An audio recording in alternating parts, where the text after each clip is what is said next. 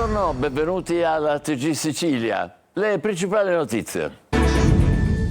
Nella nostra regione si disperde più del 60% dell'acqua immessa nelle tubature, ben oltre la metà. Tra poco vedrete le condizioni pietose delle condutture Acoset, una delle società che serve Catania e provincia.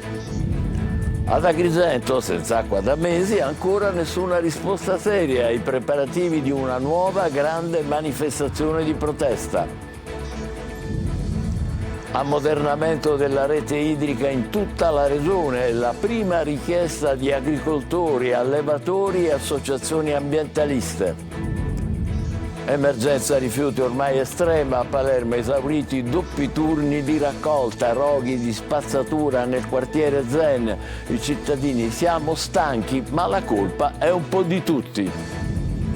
Caccia ai diplomi facili delle scuole paritarie siciliane, scoperti 40 corsi irregolari su 45 in 20 istituti. Calcio in Inghilterra, tra arrivi e partenze sta nascendo il nuovo Palermo. Dionisi potrà contare anche sull'esperienza del centrocampista francese Blin. Calciomercato, resta attivissimo il Catania che nelle prossime ore cederà Welbeck e Costantino. In entrata si lavora per l'arrivo di una punta centrale.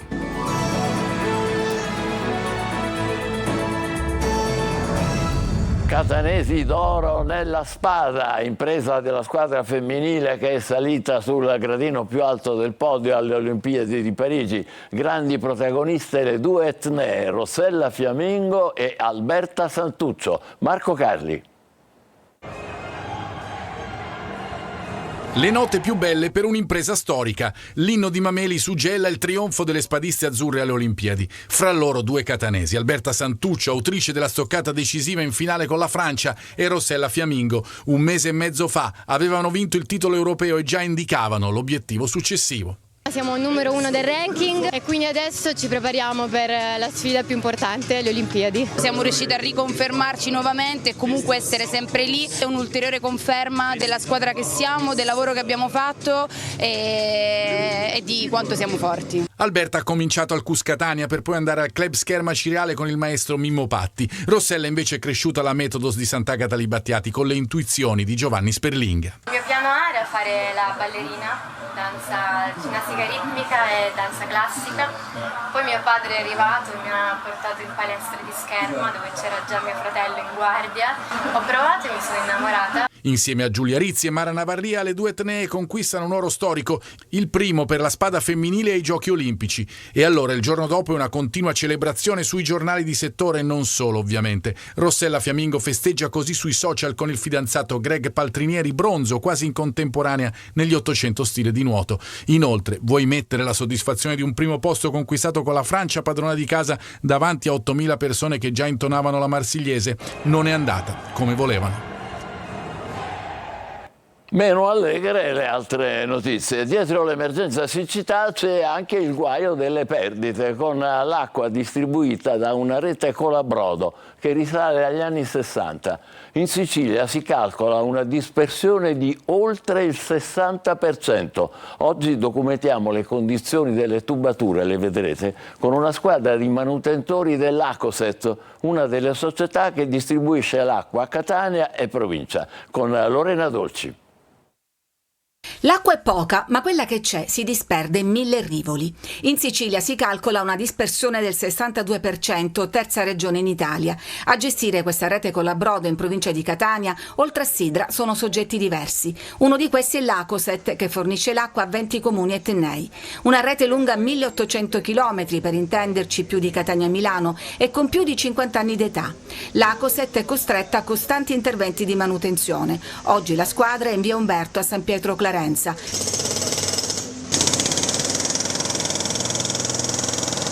La squadra dell'Acoset adesso ha portato alla luce questo pezzo di capillare, si chiama così la parte terminale dell'acquedotto. A che epoca risalgono questi tubi? Siamo intorno al 1960 circa, ce lo diceva un signore che abita qui da tanti anni, ci diceva che lui l'acqua l'ha avuto dal 60 in poi. Guardate in che condizioni spesso si trovano i tubi, sono completamente arrugginiti, guardate, ci sono i buchi, immaginate che perdita c'è, e questo invece è il diametro di un tubo all'interno completamente arrugginito.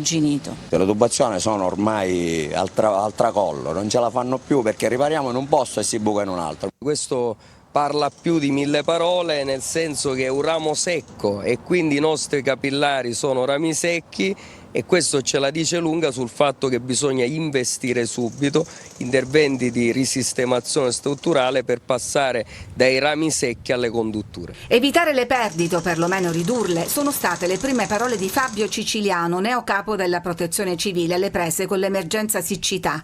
L'Acoset si è aggiudicata 19 milioni del PNRR per interventi sulla rete idrica, costi che in parte ricadranno sui cittadini. Consideriamo che la tariffa di Catania allo stato attuale è una delle tariffe più basse d'Italia. È una tariffa che non consente più neanche di coprire i costi, per esempio i costi dell'energia. Intanto Agrigento è pronta a tornare in piazza per manifestare contro questi rami secchi e la crisi idrica che dura da mesi e che non trova risposte. Tante le adesioni, vedrete, di comitati civici, di associazioni del territorio a questa nuova marcia per l'acqua ad Agrigento. Davide Sardo. Venerdì 2 agosto alle 18 il raduno è a Piazza Cavour per andare verso la prefettura e lì consegnare al prefetto un semplice foglio dove ci sono 6 punti nei quali chiediamo che si intervenga con celerità perché arrivi l'acqua a tutti, con equanimità e senza turni troppo lunghi. Agrigento è prossima ad una nuova e imponente marcia per l'acqua dopo la prima manifestazione dello scorso 1 giugno con la presenza in strada di un migliaio di persone.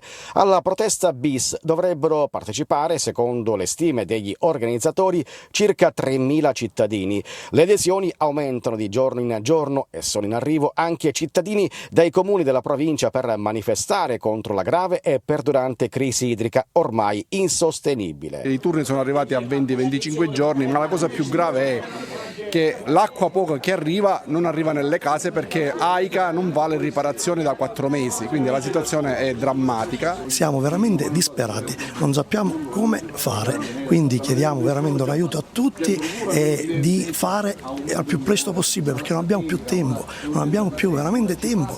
E nel frattempo la crisi non si è per nulla attenuata, anzi è peggiorata. Tra guasti e rotture l'acqua scarseggia e manca in case, uffici e all'ospedale San Giovanni di Dio a causa di un guasto alla condotta del Voltano che ha chiuso il rubinetto anche a quartieri popolosi come Fontanelle. La manifestazione di Agrigento, ripetiamo, sarà il 4 agosto. Sulla crisi idrica sono svariate le richieste naturalmente che le associazioni fanno al governo regionale a Palermo per fronteggiare questa emergenza. Uno su tutte è chiaro, dopo quello che abbiamo visto, l'ammodernamento della rete. Marco Gullà.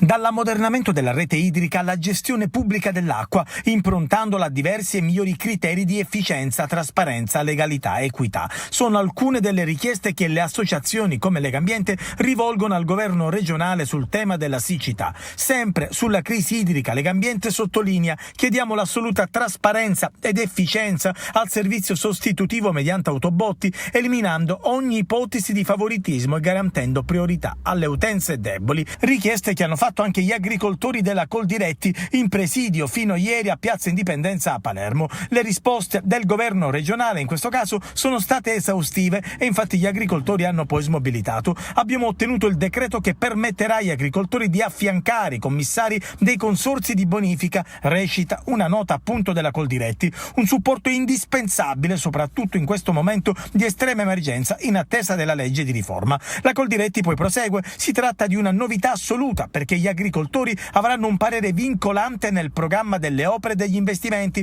nella gestione della risorsa idrica assegnata al consorzio per fronteggiare l'emergenza. Approvata all'Assemblea regionale a Palermo la manovrina estiva cosiddetta da 160 milioni di euro destinati appunto al contrasto della siccità, ma anche alle infrastrutture e al sostegno degli enti locali. Più di 1 milione va ad Acireale e il sindaco Barbagallo commenta: questi soldi serviranno per il sostegno alle famiglie e per interventi strutturali. Giusy Lazzara. L'ARS approva la manovrina estiva dopo ore di trattative solo in tarda serata di ieri. 160 milioni di euro destinati al contrasto alla siccità, alle infrastrutture e al sostegno agli enti locali. Una manovra condivisa da tutte le forze politiche, dice il presidente dell'ARS Galvagno. 38 i voti favorevoli, 21 quelli contrari.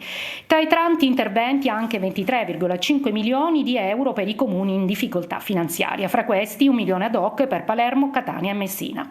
Più di 1 milione stanziati per il comune di Acireale. Sì, oltre 1 milione di euro, un segnale importante da parte dell'Assemblea che all'interno della manovra ha voluto riconoscere un po' a tutti i comuni, i territori della regione delle risorse per delle progettualità che i comuni hanno comunque presentato, quindi anche Acireale ha avuto delle somme, dei finanziamenti utili a perseguire delle finalità in termini di progettualità e di servizi per il nostro territorio. Fra gli altri interventi la stabilizzazione degli ASU e i risarcimenti per i danni subiti dai pescatori nel 2022. Un'altra emergenza, questa volta a Palermo, quella dell'immondizia. Stop ai doppi turni di raccolta, la situazione si è fatta veramente insostenibile. I cittadini dicono: siamo stanchi ma la colpa è un po' di tutti. Roghi di spazzatura nel quartiere Zen. Marco Cullà. Roghi, spazzatura, disagi, le keywords dell'emergenza a Palermo. Nonostante il contributo della Regione Sicilia per fronteggiare la crisi della spazzatura, in città la situazione è analoga a quella delle settimane addietro. La RAP arranca tra polemiche e mancati accordi, come quello per i doppi turni con i sindacati che hanno detto no allo straordinario. L'unica operazione in grado di consentire una svolta per i sindacati è l'assunzione di autisti e operai, ma ciò non potrà avvenire sin da subito ed ecco quindi che l'emergenza è a livelli estremi. Qui siamo nel quartiere Bonagia, periferia di Palermo. Guardate i rifiuti come invadono la carreggiata e il marciapiede, non si può addirittura nemmeno passare. È una situazione che non si può risolvere perché anche la maggior parte della colpa è della popolazione, che siamo incivili anche noi stessi. La RAP ha la sua cosa, però noi siamo incivili. Lei lavora col cattivo odore che aleggia in tutta la zona. Sì, arriva fino a qui, la gente arriva qui, c'è puzza di pesce perché buttano contenitori con scatole di pesce, c'è una puzza tremenda, soprattutto la mattina. E in effetti sembra quasi il gioco dell'oca, nessuna soluzione per ripulire la città. Un'estate caldissima con i rifiuti sempre in copertina. Altre notizie: caccia ai diplomi facili delle scuole paritarie siciliane, scoperti 40 corsi irregolari su 45 in 20 istituti. La Gilda Insegnanti dice: siamo stati costretti a convalidare la presenza di alunni mai visti. Giusy Lazzara. Studenti solo sui registri e mai presenti in classe. Lezioni frontali a 4 alunni, anche se poi in 20 si presentavano agli esami finali di maturità. Benvenuti nei diplomifici siciliani delle scuole paritarie. Nella forma tutto in regola. L'agognato pezzo di carta, il diploma, era garantito previo rette salate. I numeri sono desolanti. Su 20 istituti passati al setaccio, scoperti 40 corsi farlocchi su 45. Per 4 di questi è stato già tolto l'accreditamento. Gli ispettori dell'ufficio regionale scolastico, su input dell'assessorato regionale all'istruzione, da mesi si erano messi a caccia di quelle false scuole che prendevano anche contributi statali e comunali. Gli ispettori così ne hanno scoperte 13, tra le più gettonate: il Platone, Pitagora, Newton, Dante Alighieri, Trinacria, Michelangelo, Santa Lucia, Quasimodo, Rita Levi Montalcini, Carducci, Volta, Majorana e Format. Quanto rilevato sembra che sia ancora la punta dell'iceberg. Le irregolarità a noi arrivate, pervenute da tanti colleghi che negli anni ci hanno fatto le segnalazioni, sono diverse e di molto gravi. obbligatorietà da parte dei docenti, erano costretti sostanzialmente a convalidare le presenze anche a gente che non hanno mai visto. Le ispezioni non sono terminate, pronte altre 20 revoche e 10 provvedimenti ancora in esame. 2 indagati eccellenti oggi. Giuseppe Pignatone, attuale presidente del Tribunale della Città del Vaticano, è sotto inchiesta per un presunto insabbiamento a Caltanissetta nel 92 nell'inchiesta su mafia e appalti. Indagato anche l'europarlamentare, per altre ragioni, Ruggero Razza, ex assessore regionale alla sanità. E su quest'ultima vicenda sentiamo Francesco Triolo. L'ex assessore regionale alla sanità Ruggero Razza finisce nell'indagine sull'attività dell'ASP di Messina e le pressioni politiche. Razza risulta indagato per induzione indebita a dare o promettere utilità per un fatto specifico. La notizia esce fuori dal nuovo atto di conclusione delle indagini preliminari notificato a 5 indagati, firmato dalla PM Roberta Laspema e controfirmato dal procuratore vicario Rosa Raffa. Un atto diverso rispetto a quello notificato dalla procura a gennaio di quest'anno, che invece prevedeva 10 indagati. Per gli altri 5 indagati coinvolti a gennaio e non ricompresi in questo nuovo atto si è proceduto allo stralcio, probabilmente per l'archiviazione della posizione.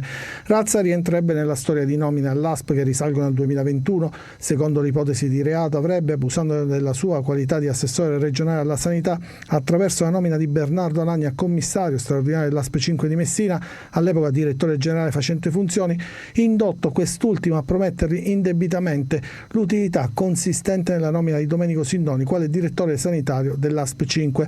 Oltre a Razza sono indagati in questo nuovo atto lo stesso ex commissario dell'ASP Bernardo Alagna per l'ipotesi di corruzione, che si dimise subito dopo la notizia dell'inchiesta, il parlamentare barcellonese di Forza Italia Tommaso Calderone e il suo segretario particolare Alessio Arlotta, i quali in relazione ad Alagna sarebbero, secondo l'accusa, i cosiddetti corruttori.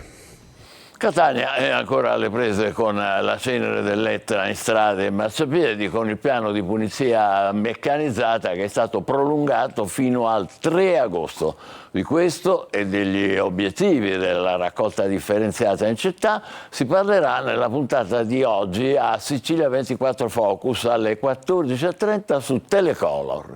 Ospite di Roberta Lunghi, il neo-assessore all'ecologia del Comune di Catania, Massimo Pesce. Potrete inviare le vostre domande alla linea WhatsApp 342 74 55 005. Noi adesso facciamo la nostra pausa, tra poco per il calcio le operazioni di mercato delle siciliane. Rimanete con noi, vi aspettiamo.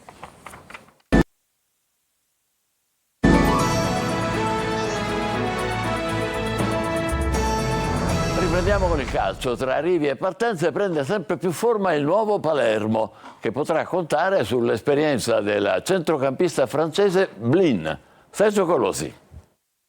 In attesa dell'annuncio dell'esterno francese Apois, il Palermo si concentra sulle cessioni. Accordo raggiunto tra Samuele Damiani e il Pescara, che ha vinto la concorrenza del Foggia. Il centrocampista Alexis Blin è un altro francese fresco di maglia rosanero. Quelli che mi conoscono da Lecce lo sanno bene, non ho mai mollato ogni giorno. Sarà il mio spirito pure qua a Palermo, dove provo di portare un spirito positivo, con la voglia di fare il massimo per raggiungere gli obiettivi. Il tema delle partenze è di grande attualità anche per Stulac, con destinazione reggiana, Saric forse a Pisa e Devetak che piace al club croato del Rijeka. Grandi motivazioni per Blin, già promosso in A con il Lecce. Fabio e Francesco Di Mariano mi hanno scritto quando, pure Di Francesco mi ha scritto quando era quasi ufficiale. Sono dei giocatori forti, ecco perché sono contento di stare qua, perché so che questi giocatori ti possono aiutare a vincere le partite. Non vedo l'ora di iniziare. In entrata Palermo vicino all'acquisto della mezzala ventenne Luisa Asa, di proprietà della Juventus Next Gen. Cessioni sul taccuino del direttore sportivo del Catania. A Messina invece si va verso una proroga dei termini per la cessione del club. Francesco Triolo. Più che agli arrivi, adesso si guarda alle partenze, a Catania soprattutto, dove occorre sfoltire la rosa a disposizione del Mimmo Toscano. Si complica la cessione di Zanella dal Taranto, visto che il giocatore ha rifiutato la destinazione. Saluta il Catania invece Riccardo Ladinetti, il centrocampista cagliaritano, è stato ceduto a titolo definitivo al Pontedera. I prossimi a partire potrebbero essere il mediano Welbeck e l'attaccante Costantino, entrambi fuori dal progetto tecnico. Intanto dal ritiro di Assisi arriva la brutta notizia dell'infortunio dell'attaccante Filippo D'Andrea, che ha riportato una distrazione di secondo grado del legamento collaterale mediale del ginocchio destro. A Messina oggi la società ha comunicato uno slittamento, una proroga che il gruppo interessato all'acquisto ha chiesto al club per il passaggio delle quote. Una vicenda a cui ormai nessuno crede più, tanto che i tifosi hanno già annunciato che diserteranno il Francoscoglio. Così la società sta lavorando alla costruzione della squadra, adesso in ritiro a Zafferana.